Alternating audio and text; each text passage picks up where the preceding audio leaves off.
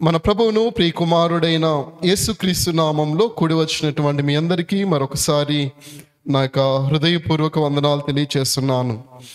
ఈ యొక్క దినమున మనం ఏర్పాటు చేసుకోబడినటువంటి వాక్య భాగం మనం చదువుకొని ఉన్నాం. యాకోబు రాసినటువంటి పత్రిక 2వ అధ్యాయము 14వ వచనము నుండి 26వ వచనం వరకు రాయబడినటువంటి లేఖనాలలో మనం చదువుకొని ఉంటున్నాం. యాకోబు రాసినటువంటి పత్రికను మనం చదువుతూ ఉన్నటువంటి సమయంలో యాకోబు ఈ యొక్క పత్రికను రాయడానికి గల ప్రాముఖ్యమైనటువంటి కారణాన్ని మరొకసారి మీకు జ్ఞాపకం చేయాలనేసి నేను ఆశపడుతూ ఉంటున్నాను. యాకోబు ఈ యొక్క పత్రికను ఇశ్రాయేలీల ప్రజలు క్రీస్తునందు విశ్వాసం ఉంచి ఆయనను వెంబడిస్తున్నటువంటి ఇశ్రాయేలీలు ప్రజలను ఉద్దేశించి ఈ పత్రికను రాస్తున్నట్లుగా మనము చూడగలిగేటువంటి వారంగా ఉన్నాం. ఈ పత్రికను రాయడానికి గల ప్రధానమైనటువంటి కారణం, యాకోబు ఈ పత్రికను రాయడానికి గల ప్రధానమైనటువంటి కారణాన్ని గురించి ఆలోచన చేసినట్లయితే, ఆ దినాలలో ఉన్నటువంటి క్రైస్తవులు, మరి ముఖ్యంగా ఇశ్రాయేలీలు ప్రజలు తెలియజేస్తున్నటువంటి విషయం ఏంటంటే, వారి యొక్క మాటలకి వారి యొక్క క్రియలకి దేర్ ఈస్ మచ్ డిఫరెన్స్, చాలా వ్యతిరేకతను యాకోబు గమనిస్తూ ఉంటున్నాడు. వారు పలుకుతున్నటువంటి మాటలు ఏంటంటే, మేము ప్రభువైనటువంటి యేసుక్రీస్తునందు విశ్వాసముంచి ఉన్నాం, ఆయన యొక్క మార్గంలో మేము నడుచుకుంటున్నాం, ఆయనను మేము మహిమపరుస్తుంటున్నాం, యేసే క్రీస్తు అని మేము నమ్ముచుంటున్నాం అనేసి ఆ దినాలలో ఉన్నటువంటి ఇశ్రాయేలీలు క్రైస్తవులైనటువంటి వారు ఈ మాటలను తెలియజేసేటువంటి వారుగా ఉంటున్నారు. అయితే వారి యొక్క క్రియలు ఎలా ఉంటున్నాయంటే, వారి మాటలకు సరి అయినటువంటి విధానంలో వారి యొక్క క్రియలు ఉండట్లేదు. వారేమో మేము క్రైస్తవులమని తెలియజేస్తుంటున్నారు, అయితే వారి యొక్క ప్రవర్తన, వారి యొక్క మాటలు, వారి యొక్క బిహేవియర్ క్రైస్తవ జీవితానికి తగినటువంటి విధముగా వారు జీవించటలేదు. వారి యొక్క మాటలకి వారి యొక్క ప్రవర్తనకి టోటల్ డిఫరెన్స్, పూర్తిగా భిన్నమైనటువంటి పరిస్థితుల్లో ఆ దినాలలో ఉన్నటువంటి క్రైస్తవులు జీవించేటువంటి వారుగా ఉంటున్నారు. అందును బట్టి యాకోబు ఏం చేస్తున్నాడంటే, మొదటి అధ్యాయంలో నుండే దానికి కలిగినటువంటి కారణాలను తెలియజేస్తుంటున్నాడు. ప్రతి క్రైస్తవుడు, యేసుక్రీస్తునందు విశ్వాసం ఉంచినటువంటి ప్రతి ఒక్కరూ వారి యొక్క అనుదిన జీవితంలో ఎదుర్కొనేటువంటి శోధనలను బట్టి, బలహీనతలను బట్టి, మనము ఆ బలహీనతలలో పడిపోవటను బట్టి క్రీస్తు యొక్క మార్గములో జీవించలేనటువంటి వారముగా ఉంటున్నాం. లేదంటే మన యొక్క మాటలకి మన యొక్క ప్రవర్తనకి భిన్నంగా ఉన్నది అన్నటువంటి విషయాలను తెలియజేస్తూ 2వ అధ్యాయంలో, మరి ముఖ్యంగా ఈ 5 అధ్యాయాలను మనం చదివినట్లయితే మన యొక్క అనుదిన జీవితంలో జరుగుతున్నటువంటి క్రియలను గురించి యాకోబు తెలియజేస్తూ మనం ఏ విధంగా శోధింపబడుతున్నాం, ఆ శోధనలను మనం ఎలా జయించాలని తెలియజేస్తూ 2వ అధ్యాయము 14వ వచనము నుండి 26వ వచనం వరకు రాయబడినటువంటి వాక్య భాగంలో తెలియజేస్తున్నటువంటి ఒక ప్రాముఖ్యమైనటువంటి విషయం ఏంటంటే, క్రియలు లేనటువంటి విశ్వాసము మృతము అనేసి అంటున్నాడు. క్రియలు లేకుండా నేను విశ్వాసమును కలిగి ఉన్నాను అని చెప్పడం అనేటువంటి మాట ఏదైతే ఉందో, ఇట్స్ ఏ డెడ్, అది మృతమైనటువంటి విశ్వాసం. 14వ వచనంలో మనం చదువుకున్నట్లయితే, నా సహోదరులారా, క్రియలు లేనప్పుడు ఎవడైనను తనకు విశ్వాసము కలదని చెప్పిన ఎడల ఏమి ప్రయోజనము? అట్టి విశ్వాసం అతనిని రక్షింపగలదా? అలాగే 17వ వచనంలో రాయబడి ఉన్నది, అలాగే విశ్వాసము క్రియలు లేనిదైతే అది ఒంటిగా ఉండి మృతమైనదగును. ప్రతి క్రైస్తవుని గురించి, ప్రతి క్రైస్తవుని ఉద్దేశించి యాకోబు తెలియజేస్తున్నటువంటి మాట ఏమిటి అంటే, నేను తెలియజేసేటువంటి మాట, దేవకుమార్ అనేటువంటి వ్యక్తి తెలియజేస్తున్నటువంటి విషయం ఏంటంటే, నేను ప్రభువైనటువంటి యేసుక్రీస్తునందు విశ్వాసం ఉంచి ఉంటున్నాను, ఆయన యొక్క మార్గంలో నడుచుకుంటున్నాను, ఆయనకు నేను ప్రతి ఆదివారం మందిరానికి వెళ్తుంటున్నాను, సంఘంలోనికి వెళ్తుంటున్నాను. ఏవైనా ప్రార్థనా కూడికలను ఏర్పాటు చేసినట్లయితే ఆ కూడికలలో నేను పాల్గొంటున్నాను. నా రాబడి అంతటిలో నేను దేవునికి దశమ భాగాలు ఇస్తుంటున్నాను. మంచిదే, ఇవన్నీ నేను తెలియజేస్తూ, ఇవన్నీ నేను మాటల ద్వారా నేను పలుకుతూ, లేదంటే క్రియల ద్వారా వీటన్నిటిని నేను చేయుచున్నాను. బట్ కొన్ని విషయాలలో నేను ఎక్కడో దేవుని యొక్క మార్గంలో నుండి దూరముగా వెళ్ళిపోతుంటున్నాను. కానీ నా యొక్క మాట తీరు సంఘంలోనికి వచ్చినప్పుడు, మీ ముందు నేను కనబడినప్పుడు, మీతో మాట్లాడేటువంటి సమయంలో నా యొక్క మాటలేమో నా యొక్క విశ్వాసాన్ని గురించి ఉన్నతంగా నేను మాట్లాడుకుంటూ, నా యొక్క క్రియలలో అలాంటి విషయాలు కనిపించకపోయినప్పుడే నా విశ్వాసము మృతమైనది అనేసి యాకోబు ఇక్కడ తెలియజేస్తున్నట్లుగా మనము చూడగలుగుతుంటున్నాం. వాస్తవంగా విశ్వాసము అన్నటువంటి మాటను గురించి మనము ఆలోచించేసినట్లయితే, హెబ్రీయులకు రాసినటువంటి పత్రిక 11వ అధ్యాయము 1వ వచనంలో నుంచి మనం చదువుకున్నట్లయితే అక్కడ రాయబడుతున్నటువంటి మాటను మనం చూడగలం. హెబ్రీయులకు రాసినటువంటి పత్రిక 11వ అధ్యాయము 1వ వచనంలో మనం చదువుకున్నట్లయితే అక్కడ రాయబడుతున్నటువంటి మాట, విశ్వాసమనున్నది నిరీక్షింపబడు వాటి యొక్క నిజస్వరూపమును అదృశ్యమైనవి యున్నవనుటకు రుజువునై ఉన్నది. ఇక్కడ పౌలు చాలా స్పష్టముగా వాట్ ఈస్ ఫెయిత్, విశ్వాసం అంటే ఏమిటి అన్న విషయాన్ని గురించి మంచి అర్థాన్ని ఇక్కడ మనకు అందిస్తున్నట్లుగా మనం చూడగలుగుతాం. విశ్వాసం అంటే ఏంటి? విశ్వాసం అనగా మనము దేనికోసమైతే నిరీక్షణ కలిగి ఉన్నామో, మనము దేనికోసమైతే ఎదురు చూస్తుంటున్నామో వాటి యొక్క నిజ స్వరూపం. అంటే నాకు విశ్వాసం ఉన్నది, దేవుడు నన్ను రక్షించాడు, దేవుడు నన్ను పరలోక రాజ్యంలోనికి నడిపించబోతున్నాడు, ఆ స్వాస్థ్యంలో నేను ప్రవేశించబోతున్నాను అన్నటువంటి విషయాన్ని నేను తెలియజేస్తూ, దానిని పొందుకోవడం కోసం చేసేటువంటి క్రియలు, చేసేటువంటి కార్యాలు ఏవైతే ఉన్నాయో దానిని విశ్వాసముగా మనము చూడగలుగుతుంటున్నాం. మరలా ఒకసారి ఆ మాటను మనం చదువుకున్నట్లయితే, విశ్వాసమనున్నది నిరీక్షింపబడు వాటి యొక్క నిజ స్వరూపమును అదృశ్యమైనవి యున్నవనుటకు రుజువునై ఉన్నది. నా విశ్వాసము ఎలా బయలుపరచబడుతుంది అంటే, it's not by my words, నా యొక్క మాటల ద్వారా కాదు, కానీ నా యొక్క క్రియల ద్వారా నేను ఉంచినటువంటి విశ్వాసము మీకు అందరికీ కనపరచబడాలి. నేనేదైతే దేవునందు, క్రీస్తునందు, యేసునందు విశ్వాసం ఉంచానని చాలా గంభీరంగా, చాలా గట్టిగా, దృఢముగా నేను చెప్తానో, ఆ విశ్వాసం అనబడేటువంటిది నా క్రియల రూపంలో మీరందరూ చూడగలిగినప్పుడే నాలో ఉన్నటువంటి విశ్వాసము సత్యము, నాలో ఉన్నటువంటి విశ్వాసము నిజమైనటువంటిది. నేను క్రీస్తు యొక్క మార్గంలో నడుచుకుంటున్నటువంటి విధానం శ్రేష్టమైనటువంటిది అన్నది ఎలా తెలియబడుతుందంటే, నా మాటల ద్వారా కాదు, కానీ నా క్రియల ద్వారా.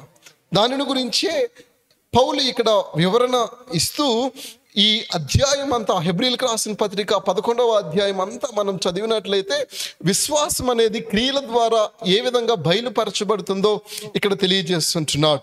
4వ వచనంలో మనం చదువుకున్నట్లయితే 11వ అధ్యాయము, హెబ్రీయులకు రాసిన పత్రిక 11వ అధ్యాయం 4వ వచనంలో మనం గమనించినట్లయితే అక్కడ విశ్వాసమును బట్టి హేబేలు కయ్యూను కంటే శ్రేష్టమైన బలి దేవునికి అర్పించెను, దేవుడు అతని అర్పణలను గూర్చి సాక్ష్యం ఇచ్చినప్పుడు అతడు ఆ విశ్వాసమును బట్టి నీతిమంతుడని సాక్ష్యము పొందెను.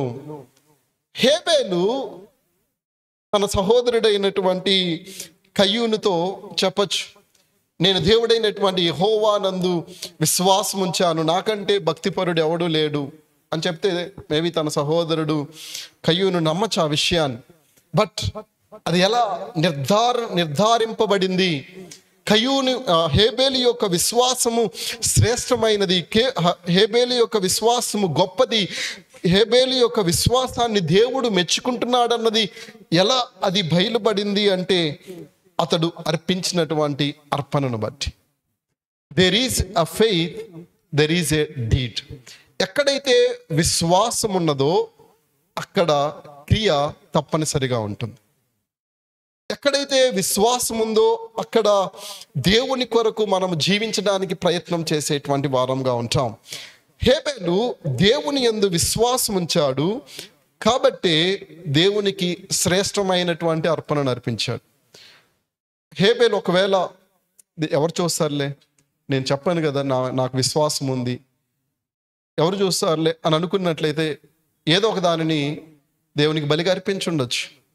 అనుకున్నటువంటి ఆ యొక్క పశువులలో నుండి, జంతువులలో నుండి ఏదో ఒక దానిని, బలహీనమైనటువంటి దానిని తీసుకొని వచ్చి దేవునికి అర్పించేసినట్లయితే నేను కూడా ఏం చేశాను, దేవునికి బలిని అర్పించాను, నేను కూడా దేవునికి అర్పణను అర్పించానని చెప్పచ్చు. కానీ శ్రేష్టమైనటువంటి అర్పణను అర్పించడానికి గల కారణం ఏంటంటే హిస్ ఫెయిత్.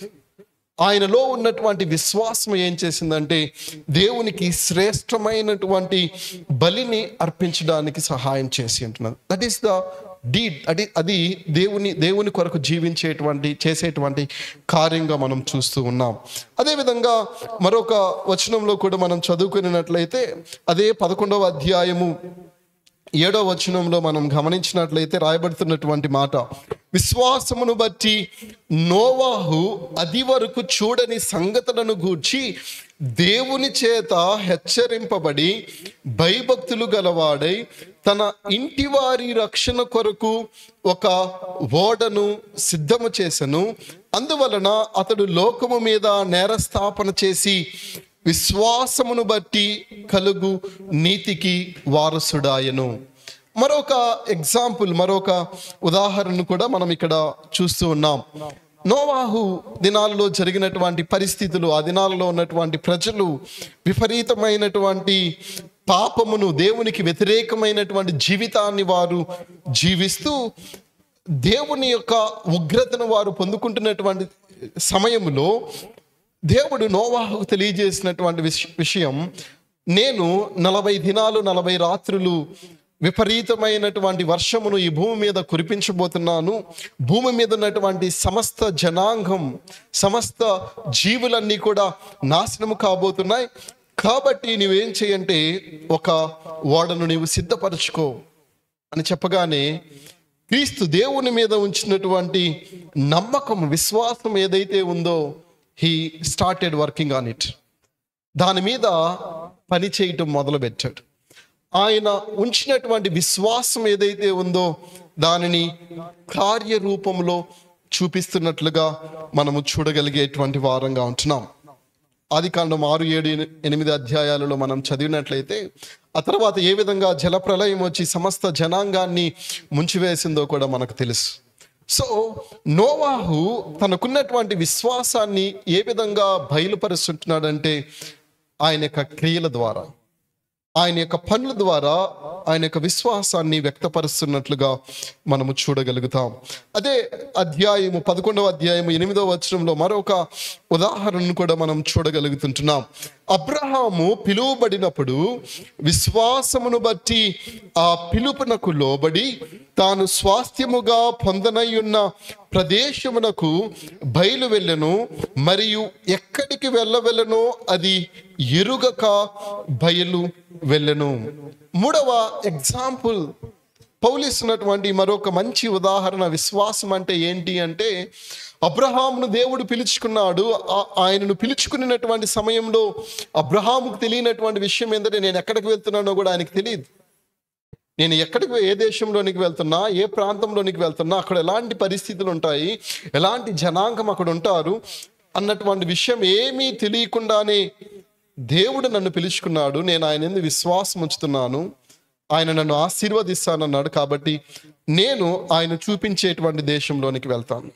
8వ వచనంలో అదే కదా రాయబడి ఉంది, తాను స్వాస్థ్యముగా పొందనై ఉన్న ప్రదేశమునకు ఆ పిలుపునకు లోబడి విశ్వాసమును బట్టి ఆ పిలుపునకు పొందనై ఉన్న ప్రదేశమునకు బయలు వెళ్ళను, మరియు ఎక్కడికి వెళ్ళవలెనో అది ఎరుగక బయలు వెళ్ళను. సో అక్కడ ఎలాంటి పరిస్థితులు ఉండబోతున్నాయి, ఎలాంటి ప్రజలు అక్కడ జీవిస్తుంటున్నారు అన్నవేమీ కూడా తెలియకుండానే వారు ఏం చేశారంటే వారి యొక్క విశ్వాసాన్ని క్రియల రూపంలో కనపరిచి ఉంటున్నారు. దట్ ఈస్ వాట్, దానినే మనము యాకోబు రాసినటువంటి పత్రిక 2వ అధ్యాయము 14వ వచనంలో మనం గమనించినట్లయితే అక్కడ రాయబడుతున్నటువంటి మాట, నా సహోదరులారా, క్రియలు లేనప్పుడు ఎవడైనను తనకు విశ్వాసము కలదని చెప్పిన యెడల ఏమి ప్రయోజనము? అట్టి విశ్వాసం అతనిని రక్షింపగలదా? నేను చాలా గంభీరంగా క్రీస్తునందు నేను విశ్వాసం ఉంచానని 100 సార్లు కాదు 1000 సార్లైనా నేను చెప్పచ్చు. కానీ ఒకవేళ నాలో క్రీస్తు జీవించమనినటువంటి జీవితాన్ని నేను జీవించలేకపోతున్నప్పుడు నేను చెప్పేటువంటి మాట ఏదైతే ఉందో అది మృతము. నాలో ఉన్నటువంటి విశ్వాసం ఏదైతే ఉందో, నేను క్రీస్తునందు విశ్వాసం ఉంచానన్నటువంటి మాట ఏదైతే ఉందో అది మృతం. మరొక మంచి ఉదాహరణను మీ ముందు ఉంచాలని నేను ఆశపడుతుంటున్నాను. ప్రతి క్రైస్తవుడు యేసు క్రీస్తునందు విశ్వాసం ఉంచిన తర్వాత, సొంత రక్షకునిగా అంగీకరించిన తర్వాత వి టేక్ బ్యాప్టిజం, మనం బాప్తిస్మాలు తీసుకునేటువంటి వారంగా ఉంటాం. అక్కడ పాస్టర్ గారు ఎవరైనా కానీ, బాప్తిస్మ ఇచ్చేటువంటి పాస్టర్ గారు ఎవరైనా కానీ మనల్ని అడిగేటువంటి ప్రశ్నలు ఏంటంటే, నీవు ప్రభువు అయినటువంటి యేసు క్రీస్తుని నీ సొంత రక్షకునిగా అంగీకరించావా అంటే మనం వెంటనే చెప్పేటువంటి మాట అంగీకరించాను. ఆయనే సృష్టికర్త అని, ఆయన ద్వారానే సమస్తము సృష్టింపబడిందని, ఆయన ద్వారానే మనలో ఉన్నటువంటి పాపాలన్నీ తీసివేయబడ్డాయని నువ్వు విశ్వసిస్తున్నావు అంటే అవును, నేను విశ్వసిస్తున్నాను. చాలామంది యొక్క జీవితాలలో ఉన్నటువంటి సమస్య లేదంటే వారికి తెలియనటువంటి ఒక విషయం ఏంటంటే, ఓకే, ఇంతటితో నా జీవితం అయిపోయింది, నేను క్రీస్తుని బహిర్గతంగా అందరి ముందు, సంఘం అందరి ఎదుట నేనేం చేశాను, ఆయనను అంగీకరించాను, ఇక నా జీవితాన్ని నేను జీవించవచ్చు. So that is not Christian faith. అది క్రైస్తవుని యొక్క విశ్వాసము కాదు. అందరి ముందు నేను విశ్వాసాన్ని ప్రకటించాను, అందరి ముందు నేను బాప్తిస్మం తీసుకున్నాను, అందరి ముందు నేను యేసుక్రీస్తుని నా సొంత రక్షకునిగా నేను అంగీకరించాను అన్న దానిని గురించి ఇక్కడ మాట్లాడట్లేదు. కానీ when we have that faith, మనలో ఆ విశ్వాసము ఉన్నప్పుడు, మనము క్రీస్తునందు అంత గొప్ప విశ్వాసాన్ని మనము ఉంచినప్పుడు మన యొక్క క్రియలు కూడా క్రీస్తు వలె ఉండాల్సినట్టుగా ఉంటున్నాయి. మీ ఎదుట ఇశ్రాయేలీలు ప్రజల యొక్క జీవితంలో జరిగినటువంటి ఒక సంఘటనను మీ ముందుకు తీసుకురావాలనేసి నేను ఆశపడుతుంటున్నాను. మనం నిర్గమాకాండంలోనికి వెళ్ళినట్లయితే నిర్గమాకాండము 5వ అధ్యాయము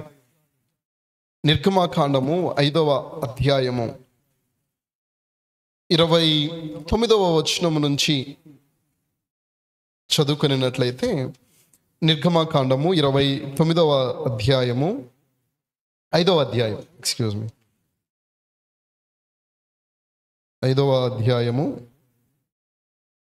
29వ వచనం నుంచి నేను చదువుతాను.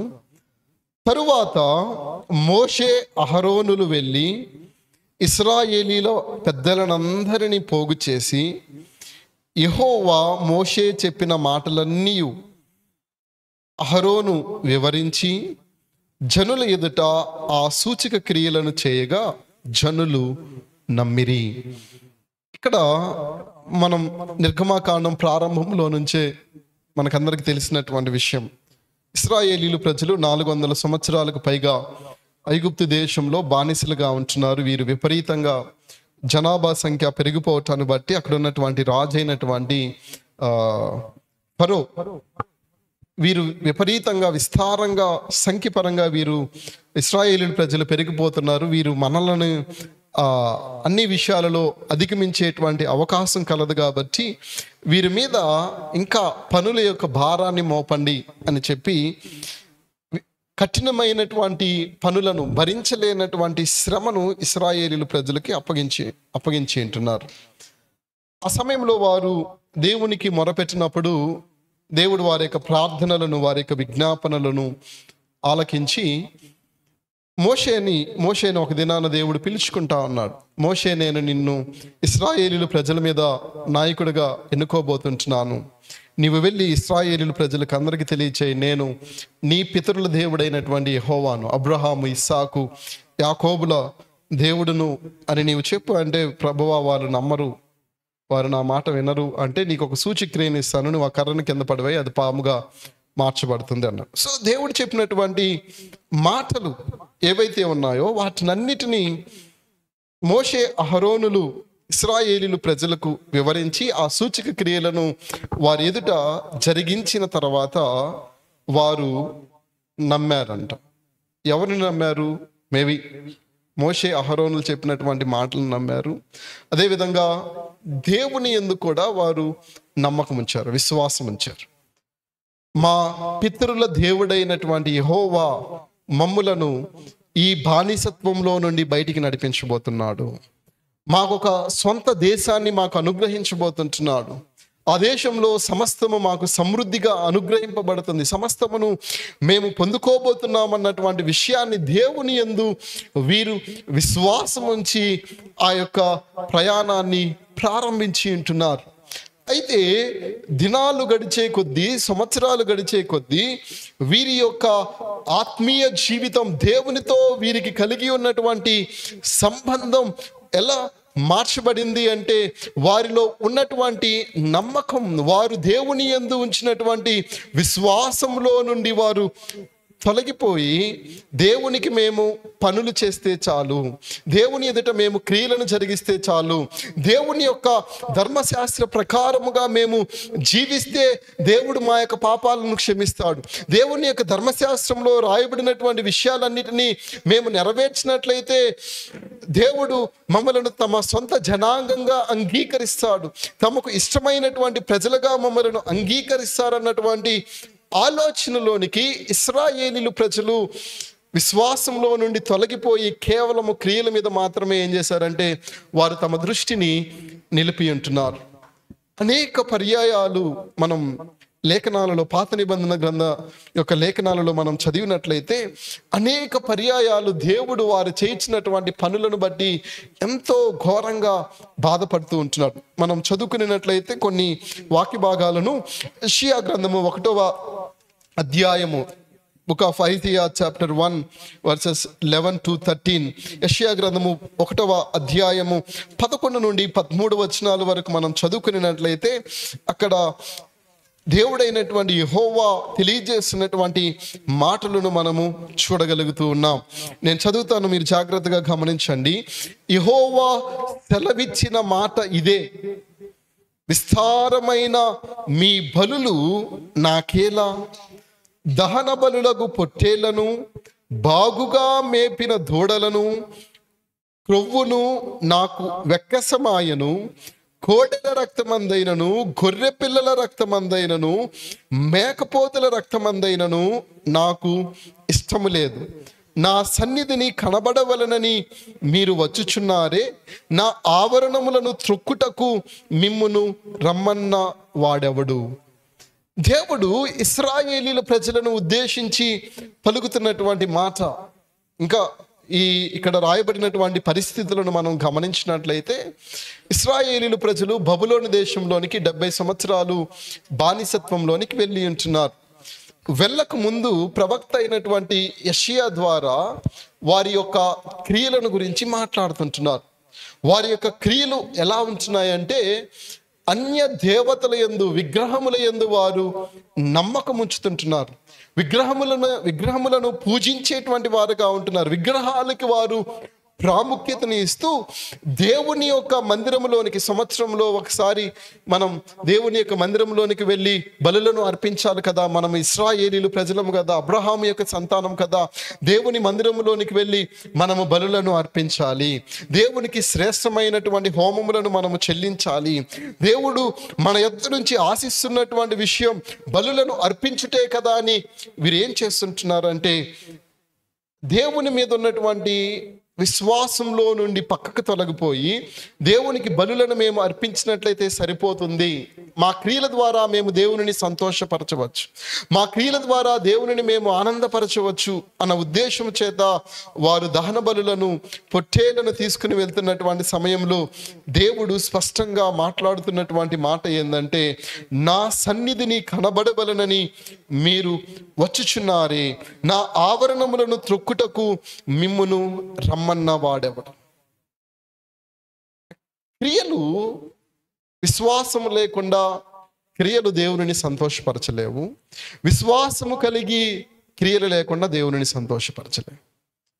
రెండు, మనము విశ్వాసం ఉన్నది అంటే క్రియలను కలిగి ఉండాలి.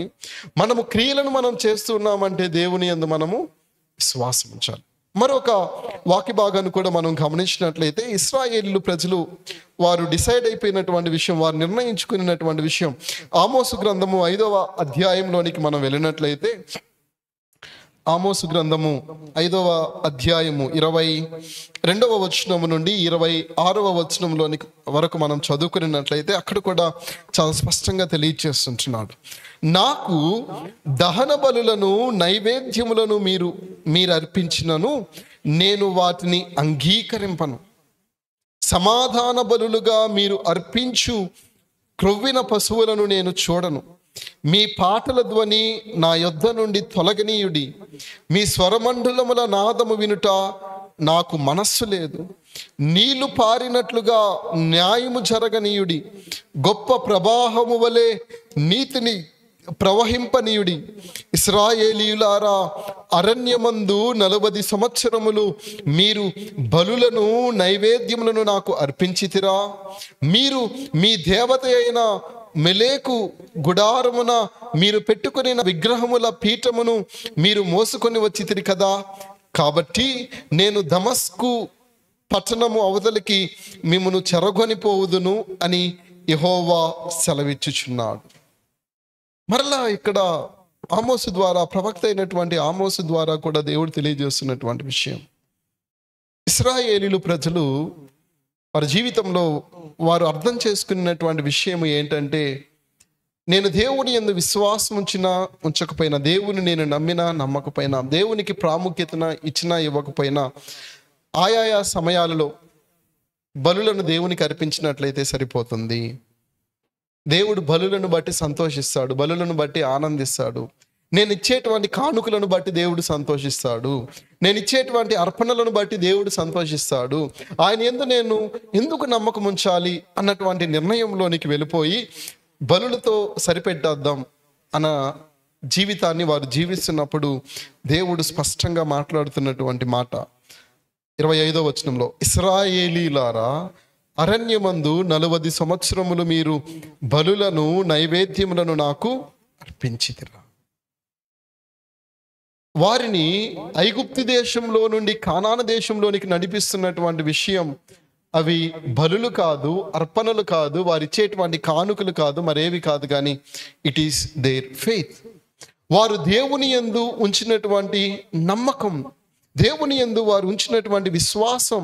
మా పితరుల దేవుడైన యెహోవా మమ్ములను ఈ యొక్క ఐగుప్తు దేశంలో నుండి కానాను దేశంలోనికి నడిపించడానికి ఆయన సామర్థ్యము కలిగినటువంటి దేవుడు, ఆయన శక్తి కలిగినటువంటి దేవుడు, ఆయనకి అసాధ్యమైనటువంటిది ఏమీ లేదు అన్నటువంటి విశ్వాసము కొన్ని సంవత్సరాల తర్వాత వారిలో నుండి తొలగిపోయింది. ఇప్పుడు వారు అనుకుంటున్నటువంటి విషయం, మేము క్రియలను మాత్రమే, మా పనుల ద్వారా మేము దేవుని సంతోషపెట్టగలం అనేసి వారు అనుకుంటున్నారు, కానీ నెవర్, ఇట్ కెనాట్ బి. వారి యొక్క క్రియల ద్వారా వారు దేవుని సంతోషపెట్టలేరు. ఈవెన్ మీకా గ్రంథము 6వ అధ్యాయము 6వ వచనం నుంచి మనం చదువుకుంటూ వచ్చినట్లయితే దేవుడు స్పష్టంగా మాట్లాడుతున్నటువంటి మాట, ఏమి తీసుకొని వచ్చి నేను యెహోవాను దర్శింతును, ఏమి తీసుకొని వచ్చి మహోన్నతుడైన దేవుని సన్నిధిని నమస్కారము చేతును, దహన బలులను, ఏడాది దూడలను అర్పించి దర్శింతునా, వేల కొలది పొట్టేళ్లను, వేలాది నదులంత విస్తారమైన తైలమును ఆయనకు సంతోషము కలుగు చేయునా. ఇది ఇశ్రాయేలీయుల ప్రజలు నమ్ముతున్నటువంటి విషయం. నేను ఏమి తీసుకొని వచ్చి నేను నా దేవుణ్ణి సంతోష పెట్టగలను, ఏమి తీసుకుని వచ్చి నా దేవుని నేను ఆనందపరచగలను. వేలాది నదులంత విస్తారమైనటువంటి తైలాన్ని తీసుకుని వచ్చినట్లయితే దేవుడు సంతోషిస్తాడా అంటే దేవుడు చెప్తున్నటువంటి మాట ఏంటంటే, నో, ఐఎమ్ నాట్ హ్యాపీ. నేను మీరు తీసుకుని వచ్చేటువంటి దహన బలులను బట్టి, మీరు తీసుకుని వచ్చేటువంటి తైలమును బట్టి, మీరు తీసుకుని వచ్చేటువంటి పొట్టేలను బట్టి నేను సంతోషించట్లేదు. మీరు నా యందు ఉంచినటువంటి విశ్వాసం, మీరు నమ్మినటువంటి నమ్మకాన్ని మీరు కలిగి ఉన్నాను. చూడండి, కింద వచనంలో 8వ వచనంలో రాయబడింది, మనుష్యుడా, ఏది ఉత్తమమో అది నీకు తెలియచేయబడి ఉన్నది. న్యాయముగా నడుచుకునుటయు, కనికరమును ప్రేమించుటయు, దీన మనసు కలిగి నీ దేవుని ఎదుట ప్రవర్తించుటయు ఇంతే కదా యెహోవా నిన్ను అడుగుచున్నాడు. నాలో ఉన్నటువంటి విశ్వాసాన్ని దేవుడు దహన బలులను లేదంటే విస్తారమైనటువంటి తైలమును, పొట్టేలను వారి యొద్ద నుంచి అడగట్లేదు. కానీ వారు ఉంచినటువంటి విశ్వాసం, మొదట వారు ఐగుప్తు దేశంలో నుండి కానాను దేశంలోనికి వెళ్ళేటువంటి ప్రారంభ దినాలలో వారు ఉంచినటువంటి నమ్మకాన్ని గురించి దేవుడు మాట్లాడుతుంటున్నాడు. దేవునిగా మీరు అంగీకరించండి అనేసి దేవుడు వారికి తెలియజేస్తూ ఈ విషయాలన్నింటినీ రాయటం మనము చూడగలుగుతూ ఉంటున్నాం. ప్రియమైనటువంటి దేవుని యొక్క సంఘమా, దేవుని యొక్క బిడ్డలారా, ఈ దినాలలో మన యొక్క పరిస్థితి, క్రైస్తవ సమాజం యొక్క పరిస్థితి, సంఘం యొక్క పరిస్థితిని గురించి మనము ఆలోచన చేసినప్పుడు ఇది కొంచెం ఇశ్రాయేలు ప్రజలకి భిన్నంగా అనిపిస్తూ ఉంటుంది. మనం దేవుని యొక్క లేఖన భాగాలలో చదువుకున్నట్లయితే రోమిలికి రాసినటువంటి పత్రిక 3వ అధ్యాయము, రోమిలికి రాసినటువంటి పత్రిక 3వ అధ్యాయము 26 నుండి 27వ వచనం వరకు మనం చదువుకున్నట్లయితే అక్కడ పౌలు తెలియజేస్తున్నటువంటి మాటను మనం చూడగలుగుతాం. కాబట్టి అతిశయ కారణం ఎక్కడ? 26 చాప్టర్ 3. క్రీస్తు యేసు రక్తమునందలి విశ్వాసము ద్వారా ఆయనను కరుణాధారముగా బయలుపరచెను. దేవుడు అప్పటి కాలమందు తన నీతిని కనుపరుచు నిమిత్తము తాను నీతిమంతుడును యేసునందు విశ్వాసము గలవానిని నీతిమంతునిగా తీర్చువాడునై ఉండుటకు ఆయన అలాగు చేసింది. కాబట్టి అతిశయ కారణం ఎక్కడ? అది కొట్టివేయబడెను. ఎట్టి న్యాయమును బట్టి అది కొట్టివేయబడెను? క్రియా న్యాయమును బట్టియా? కాదు, విశ్వాసమును బట్టియే. కాగా ధర్మశాస్త్ర సంబంధమైన క్రియలు లేకుండా విశ్వాసము వలననే మనుష్యులు నీతిమంతులుగా తీర్చబడుచున్నారని ఎంచుచున్నాము. చాలా మంది క్రైస్తవులు దేవుని యొక్క లేఖనాలను తప్పుగా అర్థం చేసుకుంటూ, మరి ముఖ్యంగా పౌలు రాసినటువంటి ఈ మాటలను కేవలం ఇక్కడ మాత్రమే కాదు కానీ గలతీలకు రాసిన పత్రిక 3వ అధ్యాయం 11వ వచనంలో, అదే గలతీలకు రాసిన పత్రిక 5వ అధ్యాయం 4 నుండి 6 వచనాలలో ఈ లేఖనాలను మనం చదువుతూ ఉన్నప్పుడు పౌలు తెలియజేస్తున్నటువంటి ఒక మాట ఏంటంటే, యేసు క్రీస్తునందు ఉంచినటువంటి విశ్వాసాన్ని బట్టి మనం అందరం ఏం చేయబడ్డాము? రక్షింపబడ్డాము. ఏదైతే మనం బాప్తిస్మం తీసుకునేటప్పుడు సంఘము ఎదుట మనం ప్రకటించామో, మనం బయటికి బయలుపరిచాము, మనలో ఉన్నటువంటి విశ్వాసాన్ని బయటికి తెలియజేశాము, దానిని బట్టే మనమందరము ఏం చేయబడుతుంటున్నామంటే రక్షింపబడుతుంటున్నాం.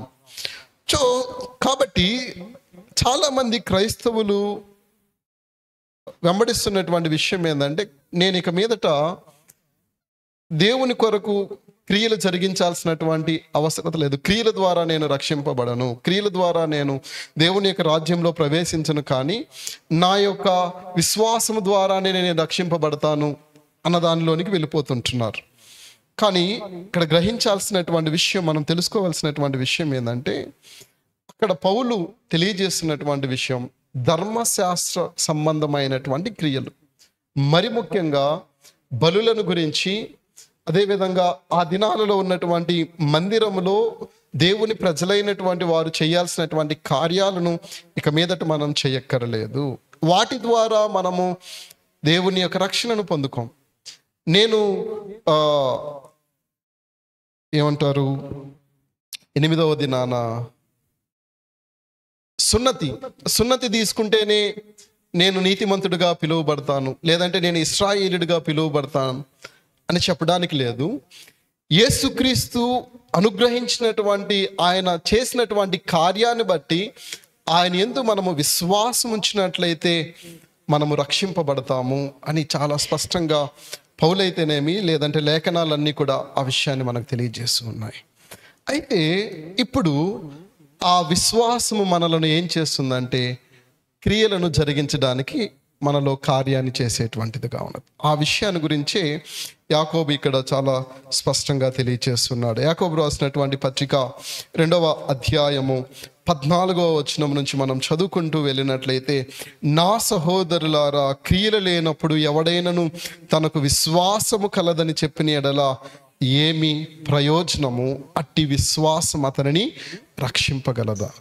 ఇక్కడ మనం నేర్చుకుంటున్నటువంటి ప్రాముఖ్యమైనటువంటి విషయం, మనము విశ్వాసం ఉన్నది, నేను దేవుని క్రీస్తునందు విశ్వాసం ఉంచి ఆయన మార్గంలో నేను నడుచుకుంటున్నా అని మనం తెలియజేస్తూ అలాంటి జీవితాన్ని మనము జీవించకపోయినట్లయితే మనం తెలియజేస్తున్నటువంటి విశ్వాసము మృతము.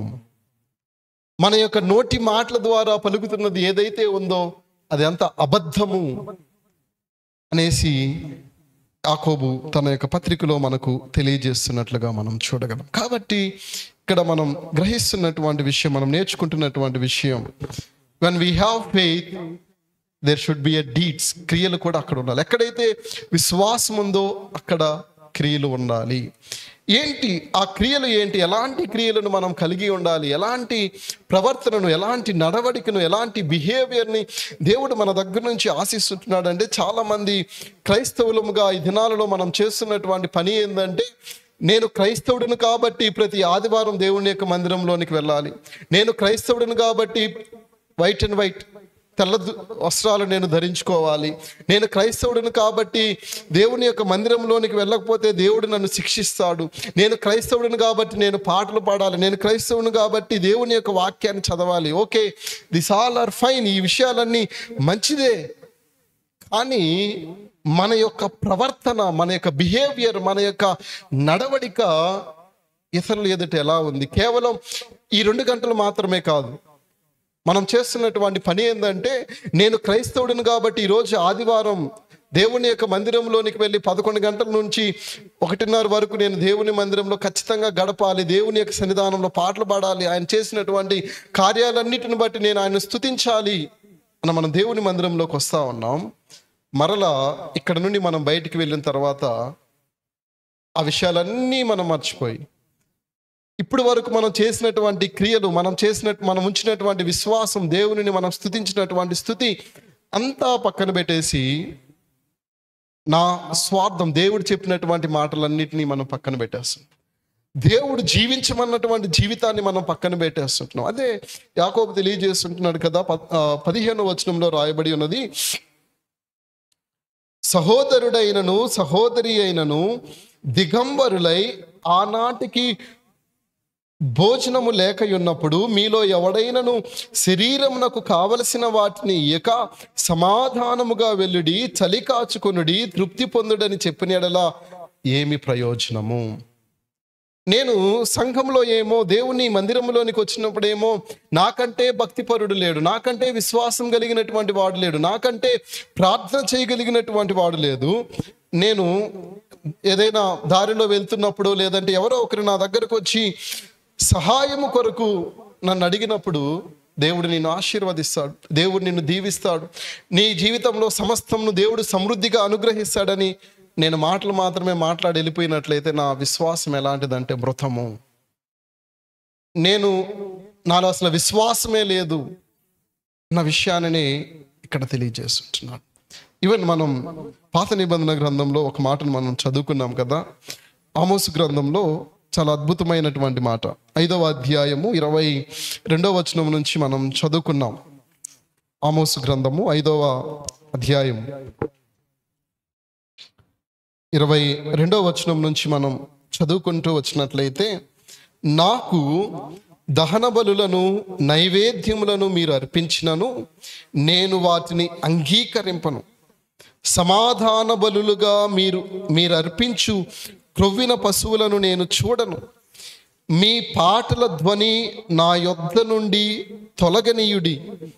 మీ స్వరమండలములు నాదము వినుట నాకు మనస్సు లేదు. మీరేమో నేను దేవుని యందు విశ్వాసం ఉంచాను కాబట్టి నేను దేవుని మందిరంలోనికి వచ్చి పాటలు పాడతాను, దేవుని మందిరంలోనికి వచ్చి నేను వాక్యం చదువుతాను, దేవుని మందిరంలోనికి వచ్చి నేను వాక్యం బోధిస్తాను, నేను దేవుని యొక్క స్వార్థను నేను ప్రకటిస్తాను, నాకంటే ప్రార్థన చేయగలిగినటువంటి వారు ఎవరూ లేరు అని మనం అనుకుంటా ఉండొచ్చేమో. కానీ ఒకవేళ క్రీస్తునందు ఉంచినటువంటి విశ్వాసాన్ని బట్టి మనలో అట్టి క్రియలు లేనప్పుడు, అట్టి ప్రవర్తన మనలో లేనప్పుడు, అట్టి నడవడిక మనలో లేనప్పుడు దేవుడు మనలను ఉద్దేశించి చెప్పగలిగేటువంటి మాట ఏందంటే, మీ స్వరమండలములు, మీ పాటల ధ్వని నా యొద్ద నుండి తొలగనీయుడి. మీ స్వరమండలముల నాదము వినుట నాకు మనస్సు లేదు. ఖచ్చితంగా దేవుడు చెప్పగలిగేటువంటి మాట, మనం పాడేటువంటి పాటలు, మనం చేసేటువంటి ప్రార్థన, మనం చదివేటువంటి బైబిల్, లేదంటే దేవుని యొక్క మందిరంలోనికి వచ్చినప్పుడు పాస్టర్ గారు వాక్యం చెప్పగానే పాస్టర్ గారి కంటే ముందుగానే బైబిల్ చదివేస్తూ ఉంటారు. కానీ క్రియలు మాత్రం మృతంగా ఉంటాయి. విశ్వాసముకు తగినటువంటి క్రియలు లేకుండా, విశ్వాసము తగినటువంటి ప్రవర్తన లేకుండా జీవించినట్లయితే ఇవేవి కూడా దేవుని ఎదుట పనికిరావు. ఇవన్నీ కూడా వ్యర్థమే. మనం దేవుని యొక్క మందిరంలోనికి రావడం వ్యర్థం, దేవునిని ఆరాధించడం వ్యర్థం, దేవుని యొక్క సన్నిధానంలో పాటలు పాడడం వ్యర్థం, దేవుని యొక్క సన్నిధానంలో ప్రార్థన చేయడం వ్యర్థం. మనం ఉంచినటువంటి విశ్వాసానికి తగినటువంటి క్రియలను మనం కలిగి ఉన్నప్పుడే మనము జీవింపబడేటువంటి వారంగా ఉంటాం. చూడండి, యాకోబు రాసినటువంటి పత్రికలోనికి మనం వెళ్ళినట్లయితే మనం ముగించుకుందాం.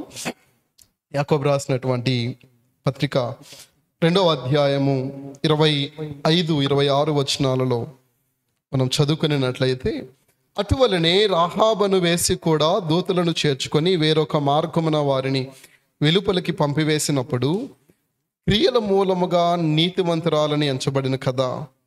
ప్రాణము లేని శరీరము ఎలాగు మృతమో అలాగే క్రియలు లేని విశ్వాసము మృతం.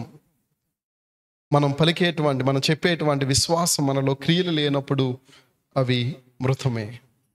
కాబట్టి ప్రియమైనటువంటి దేవుని యొక్క సంగమా, దేవుని యొక్క బిడ్డలారా, ఈ యొక్క ఉదయకాల సమయంలో దేవుడు మనతో మాట్లాడుతున్నటువంటి విషయం, దేవుడు మనకు స్పష్టంగా తెలియజేస్తున్నటువంటి ఒక మాట, ఆ దినాలలో ఉన్నటువంటి క్రైస్తవుల వలె ఇశ్రాయేలీలు ప్రజలు, క్రీస్తునందు విశ్వాసం వచ్చినటువంటి క్రైస్తవుల వలె, ఇశ్రాయేలీలు ప్రజల వలె మన జీవితాలు కూడా ఈ రోజుల్లో ఉంటున్నాయి.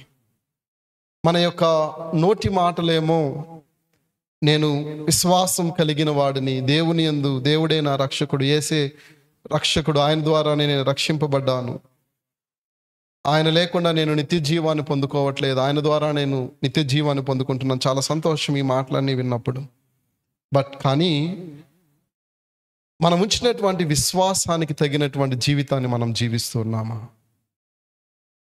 క్రీస్తు వలె సంపూర్ణతలోనికి మనము మార్చబడేటువంటి వారంగా ఉన్నాం. రూపాంతర జీవితాన్ని మనం కలిగి ఉంటున్నామా?